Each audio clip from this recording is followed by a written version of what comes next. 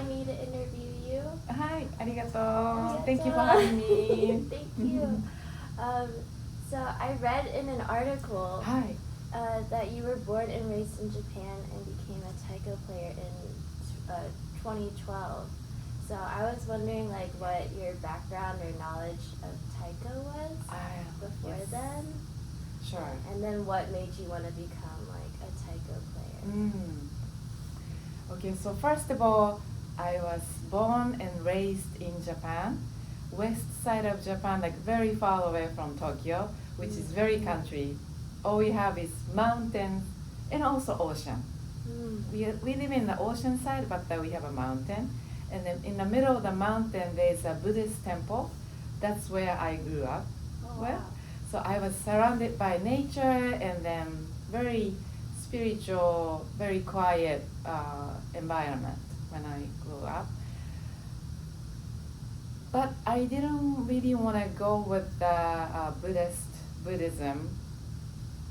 Buddhism is something to do with taiko, and those kind of like traditional instrument. But I was never be interested in those traditional thing. I was always interested in American pop music and also classical ballet. So that's how I did it. Like when I grew up. So I never knew how to wear kimono, or I never knew how to play taiko. I've never seen taiko in my life when I was young. And I came to United States as an adult about 30 years ago. And I realized that like how much I miss about traditional stuff in Japan, like once I came here. But first time I always wanted to be and wanted to try to be like American, people. And I tried, but it never worked, and it never feel like me. So finally, I decided to be just me, and then go back to my root, even though I'm here in States. Especially after having my daughter, I have two teenage girls now. Oh wow! But when they came to my life, I realized that like how important it is to raise them with my background too. My husband is Korean, so he put his cultural side to them, and then I put my cultural side to them, so that they can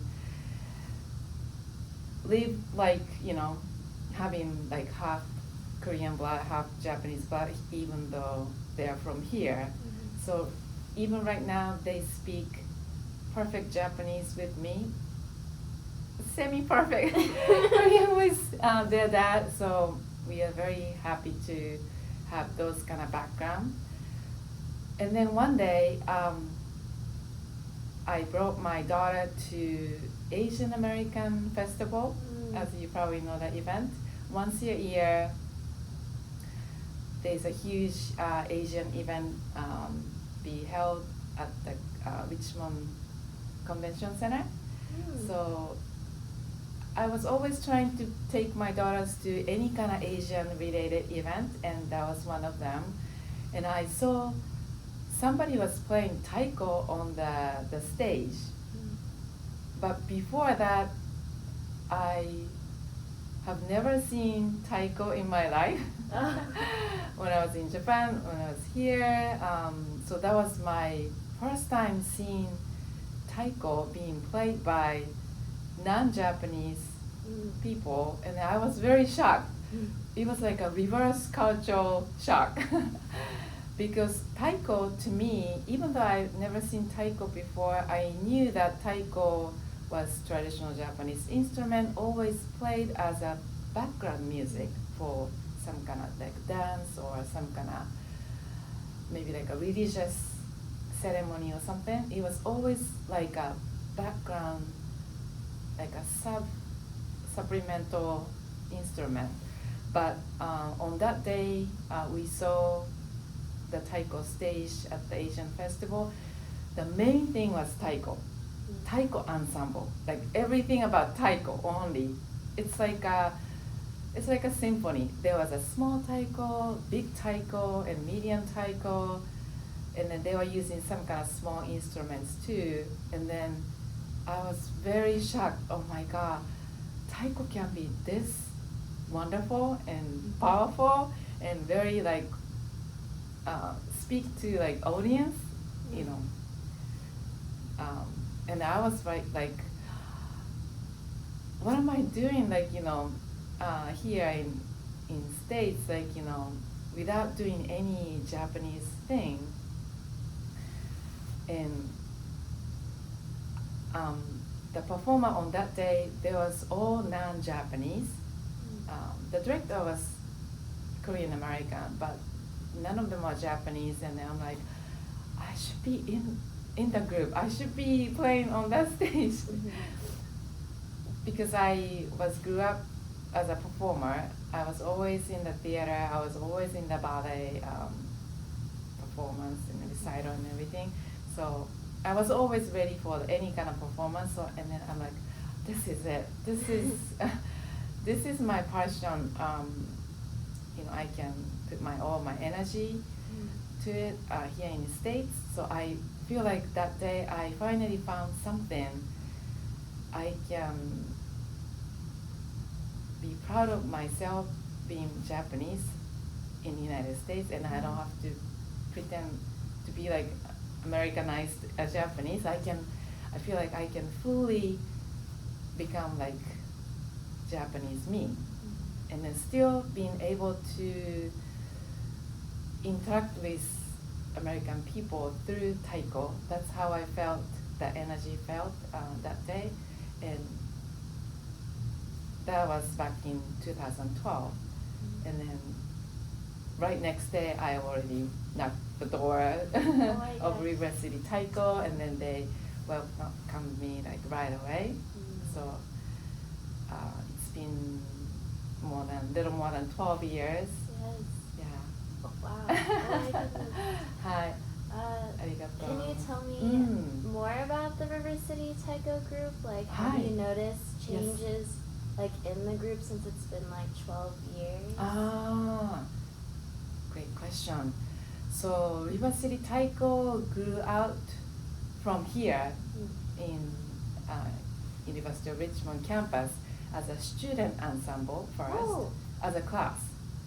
So the class, I don't know how long class was going on that time, but it was students class. You know, we still offer class here, but back then it was a student class too. And then slowly it became grew out as a community group. So community group started 2011. So I actually joined them a year after. So it was still like half student from University of Richmond and then half community member. Oh wow! So it's been always like that little while, and then as they graduated from here they move out to other states. So slowly it became like 100% fully community group, and then student ensemble still here, but since we got the solid community group founded already, so now we have a River City Taiko completely separate from U of R community group, and then also student ensemble group here in U R. And then past 12 years, there are huge changes because so many of us start learning from many different teachers, and also we invite teachers from out of state. And also, great thing about River City Taiko, we have about 5-6 actually Japanese born Japanese, Japan born Japanese.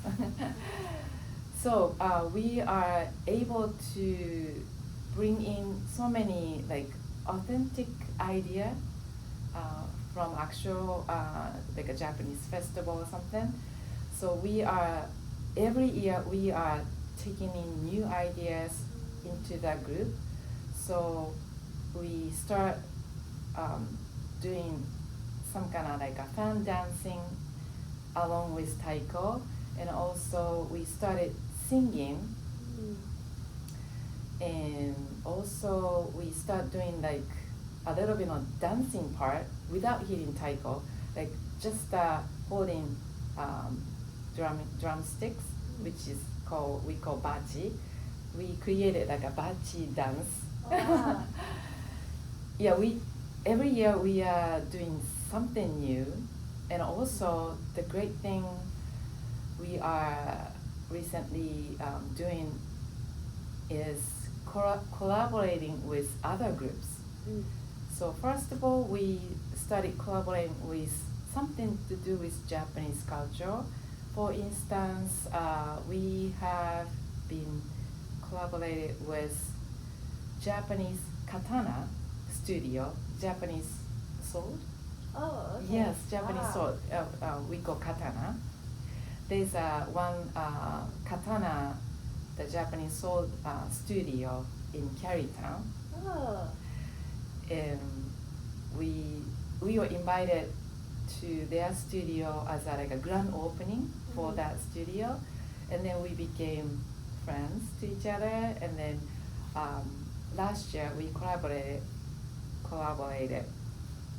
at the Parkinson Center theater in Chesterfield, while they are demonstrating their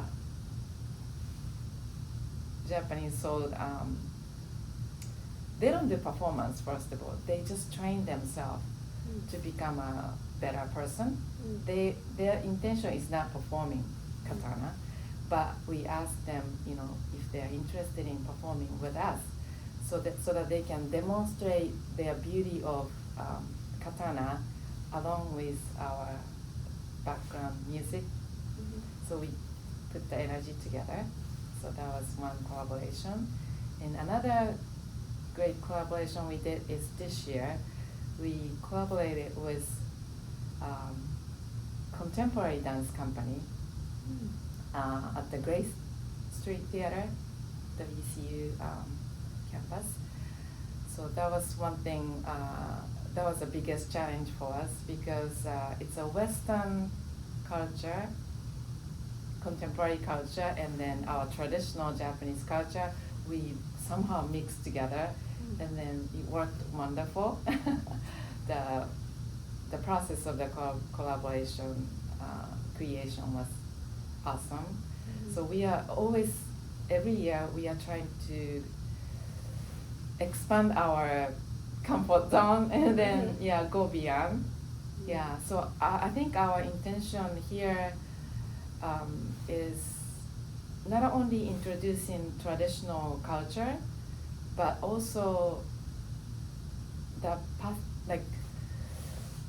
looking for the possibility of how to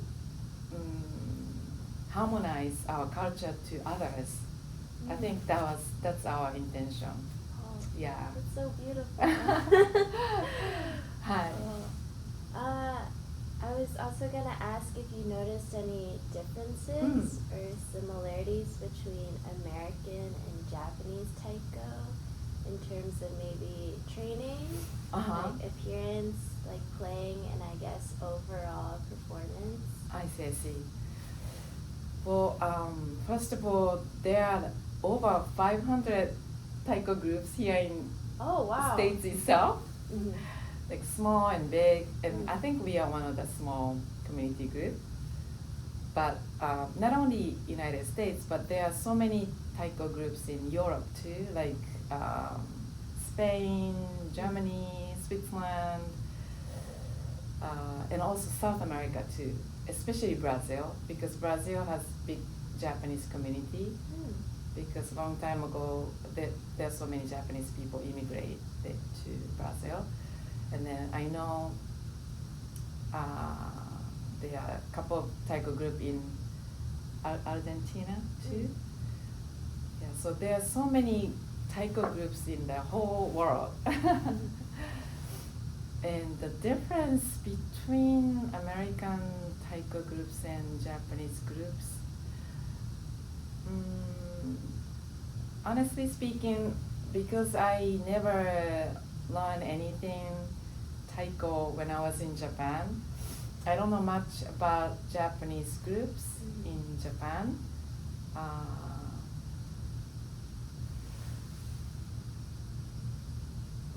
I did a little research before Yes. this, and I saw that, I don't know if now, but in the past, taiko used to be mainly like only men can play. So yes. True. I was interested in like, as a woman playing, if anyone has ever like questioned like why you were playing. I see. A very good question. Yeah, you're right. Yeah, traditionally, taiko is definitely for men. Yeah, any like religious stuff was only for men. Yeah, mainly. Well, there's an exception too. And then taiko ensemble, first of all, it's not really traditional style. The taiko ensemble actually started 1952, so only like 70 years old. I mean, compared to like classical ballet, it's like more than 400 years old of history. So taiko ensemble history itself is very short. And then the women started to play taiko is only like 50 years. 50 years. So I would say about the same time.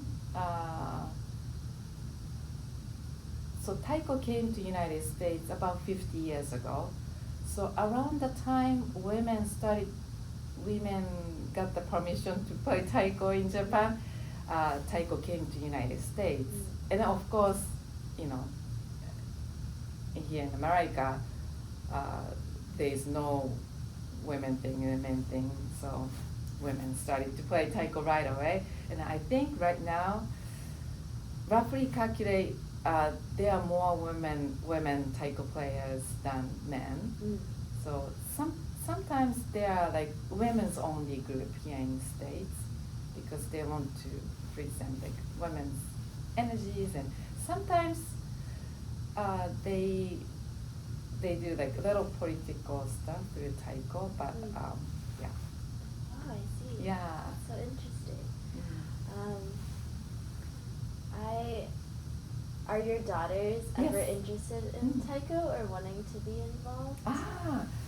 So when I started learning taiko back in 2012, my daughters actually studied with me. Oh. Yes. So that back then there are 6. My oldest one was 6 and younger one is 4. Oh. So they studied taiko with me. Oh my gosh. Because they offer a kids class that time. We don't do that right now, but so my daughters, they studied taiko when they're 4 and 6, and then they also brought their same age-ish friends to the taiko group. So the environment was wonderful because most of them are half Japanese, half American, or half Chinese, half Japanese. So my daughters and their friends, they were able to grow up with taiko. They spent all their life, like, you know, all their young childhood with taiko. Yeah, and then they stop when they turn like 10-ish because their interest went somewhere else. And then a couple of years ago, they came back, the teenagers. All their teenagers, when the group of kids class, you know, they turned teenager and then they came back to us, and then I was able to coach them. including my daughters. And then my daughters still play with me as a separate group from River City Taiko, as a mother and daughter. Oh, that's so sweet. Oh, it seems like Taiko has like, in a way, made like a community, whether that's like Japanese American community or like Asian American community. It seems like it has like helped you with your like figuring out ways to connect to your Japanese heritage. I wonder what your daughters think of Taiko. Well, because they started pretty young, they were only 4 and 6, and then they grew up in a Japanese-speaking environment because I was always hanging out with other Japanese mom friends. So they even had to go to ESL because they couldn't fully understand English. So to them, like, surrounded by Taiko is very natural for them because all they hear, all they listen was Japanese and Taiko when they were little.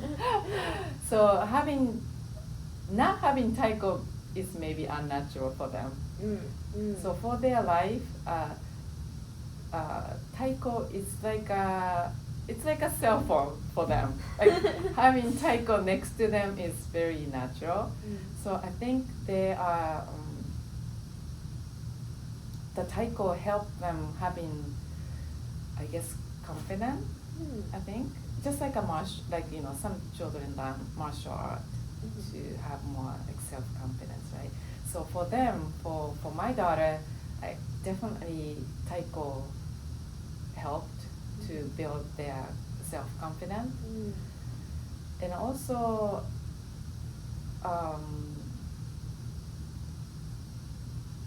Taiko, through Taiko they were able to natural way they were able to share their cultural side to their American friends. So I think that was a very big plus for my daughters growing up. Are their American friends ever wanting to like learn how to play Taiko? Let me think. No, they my daughter's friends, they always come see our performance, and then they always like, oh my god, I love the energy. But they really never told us that they wanna actually learn. Is there anything that I didn't ask you that you think that I should know as a final question?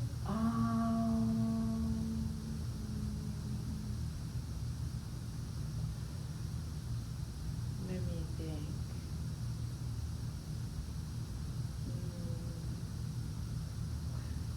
Could I mention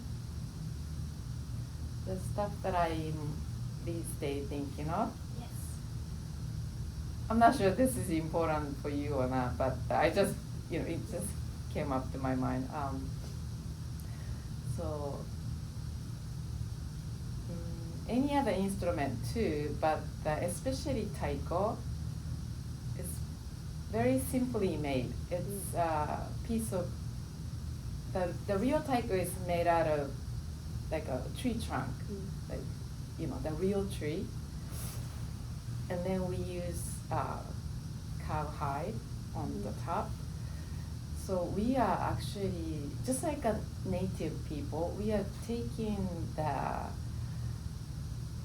natural element and then use as an instrument. So we really have to pay respect to the instrument. I'm sure any other musician thinks the same thing, but especially Taiko, like, nothing but tree and hide. So, like, plants and then animal things putting together. So it's very like yeah, we really always want to pay respect and appreciation to our taiko. That's how I always think when I play taiko. But these days, there are so many vegetarian people who quit taiko because of the reason taking their life.